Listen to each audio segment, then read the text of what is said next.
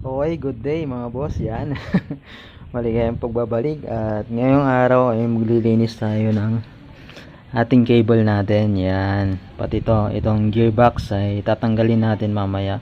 So bago natin umpisahan, basic information lang. So maraming nagsasabi na kapag ina-atras natin yung motor na naka-cable kagaya na ito, masisira daw at mapuputulan tayo ng cable kapag ina-atras. So marami na ako napanood na reviews ng mga vloggers. Singarod TV yan, napanood ko yan about dito sa explanation niya sa cable. So ano ba yung mga dahilan kung bakit talaga napuputulan. Yan, napakagaling yung kanyang explanation. So sa akin naman, based in my experience, mahigit 1 taon na yung aking motor. Lagi ko siyang ina-atras. Yan, mahigit pa nga 2 metro o 3 yan na ina-atras ko siya. Pero di pa rin ako napuputulan, no. So hindi talaga yung rason kung bakit napuputulan yung iba ng cable. So siguro kulang talaga sa maintenance, napapabayaan nila. So minsan kasi di talaga natin maiiwasan na mailusong sa baha. Ito yung parte na to talagang minsan nalulusong natin yan sa baha, lalong na sa panahon ng tag-ulan. Yan, hindi natin maiiwasan yan. So ito, kapag nabasa to, hindi na natin naagapan o nalinisan, na maintenance, no. So mangyayari dyan, pagka nabasa, kakalawangin yan. So pagka kinalawang na, wala, kakainin na yung cable natin ng kalawang hanggang sa napabayaan na natin, hanggang sa dumating yung panahon na mapuputulan na yung cable. So ayun, kaya dapat napaka-importante yung paglilinis din ng cable.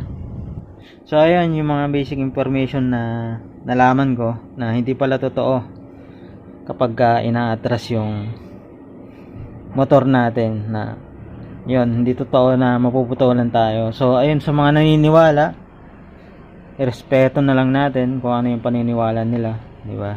So ayun lang, at so ayun, sisimulan na natin at samahan niyo ako na matuto ngayong araw.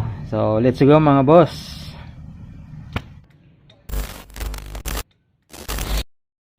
Una natin gagawin para matanggal natin tong cable, yan.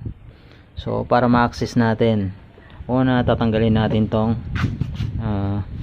handle cover. Yan, meron siyang screw dito sa kabila, tsaka dito sa kabila, at screw din dito, meron siyang screw dyan. So sa head cowling, meron siyang Allen screw. So bali 5mm to. Meron siyang screw dito sa ilalim, at screw dito, screw dyan, screw dito, screw na naman dito. Bali 6 siya. So sa gulong naman, para ma-access din natin tong kanyang gearbox, itong bolt na to ay 14mm. So ayan.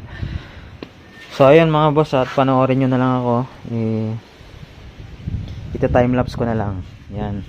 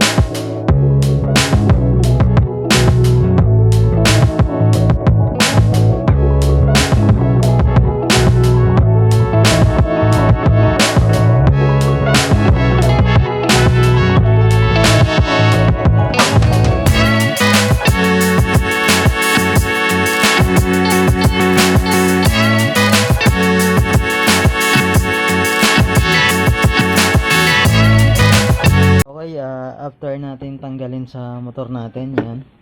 Kung mapapansin nyo, yung kanyang gearbox, yan oh. Punong-puno ng grasa. So, ang gagawin natin, lilinisan natin to.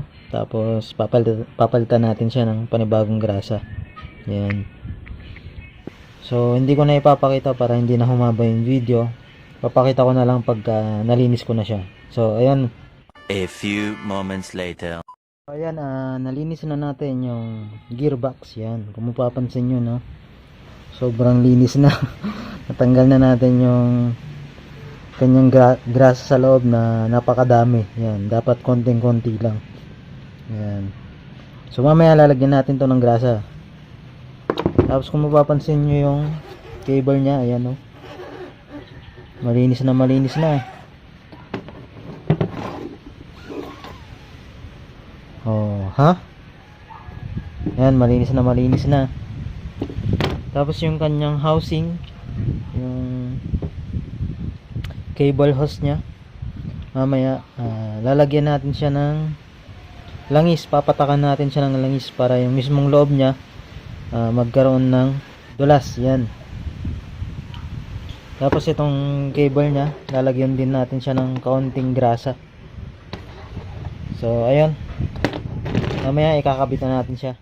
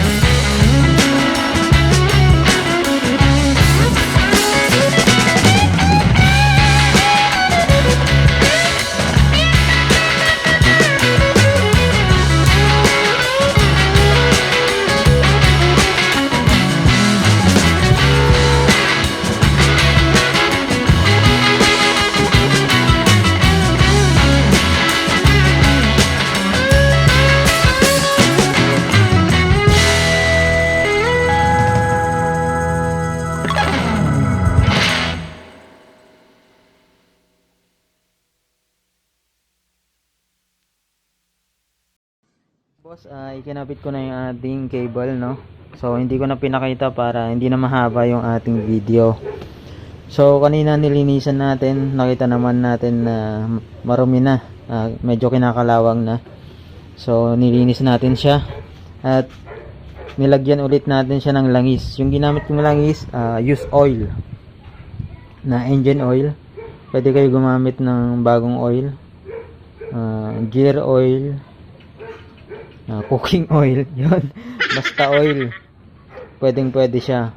Ang importante naman, ma-prevent natin yung pagkakaroon ng kalawang sa mismong cable natin.